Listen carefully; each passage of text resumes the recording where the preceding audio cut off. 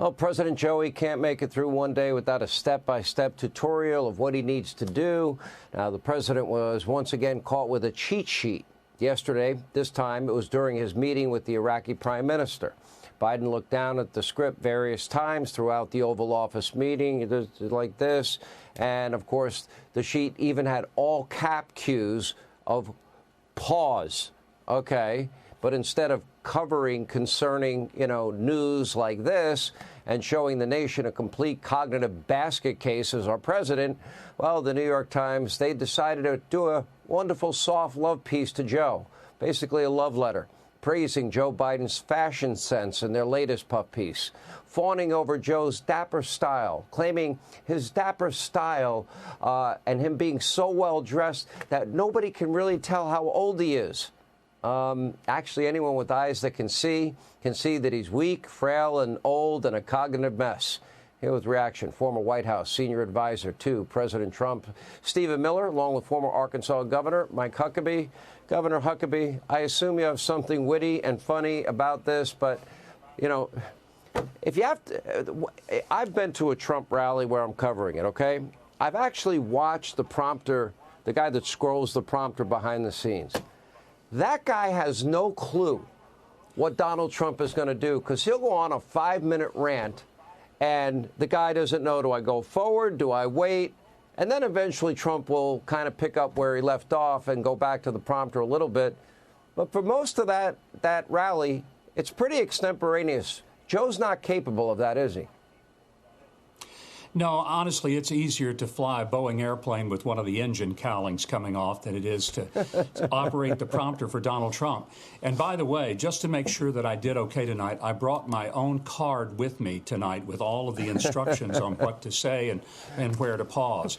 This nonsense the New York Times published about how well dressed he is, my first reaction to that was some of the most well-dressed people I've ever seen were when I saw them embalmed and laying in state.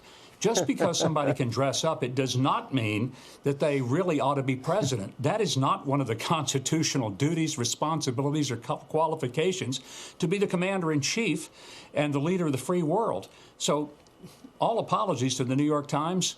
That doesn't impress me. I need and want a leader in the White House, not Joe Biden.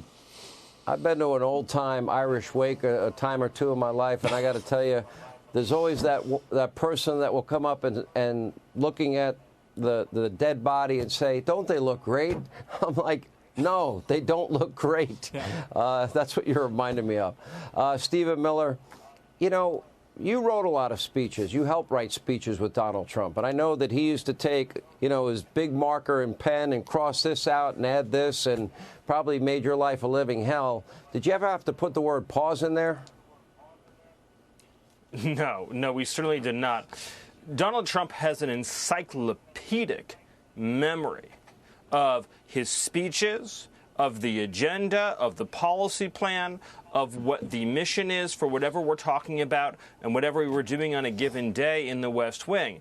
That's how he was able to give a speech and then take an issue and dissect it with a 15 or 20-minute specific drill down on that issue, that subject, that topic, that story, that anecdote. Let me also just say, since we're addressing the subject of style, the most stylish president and first lady in our lifetimes are Donald Trump and Melania Trump. Donald Trump's a style icon. He changed American fashion in The Apprentice. People spent the next 10 years trying to dress like Donald Trump. So if anybody deserves a puff piece on their sense of style, it's Donald Trump and the First Lady. Joe Biden, to the point that Mike Huckabee made so well, looks like a walking corpse. The only style article that should be written about Joe Biden is how you've mastered the art of looking embalmed. Because that is what Joe Biden looks like every single day when they drug him up, he gets out of bed and goes about his schedule. I don't think Donald Trump's going to like this, but maybe, just maybe, Governor Huckabee, maybe the fact that Joe is on the campaign trail and Donald Trump has to sit in that courtroom because some people get upset when he actually talks or speaks his mind, maybe that'll work to his advantage in the end because Joe makes a fool of himself every day. Your last thought. Well, every time he makes a speech, it's a disaster. Every time he tries to read from a card that's carefully printed out with the pause marks in it, that's a disaster. The only time he's winning is when he's on the beach in Delaware or in his basement, holed up and out of sight. He's like a spare tire. What you need from Joe is to keep him in the dark, out of the way, but all pumped up just in case you ever should need to bring him out of the trunk. I kind of like the idea of Joe Biden. The more he talks, the worse he looks, Stephen. 15 seconds.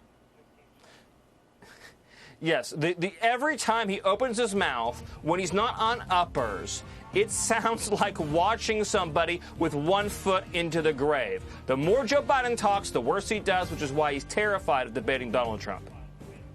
All right. Thank you both, Stephen Miller and Governor Huckabee.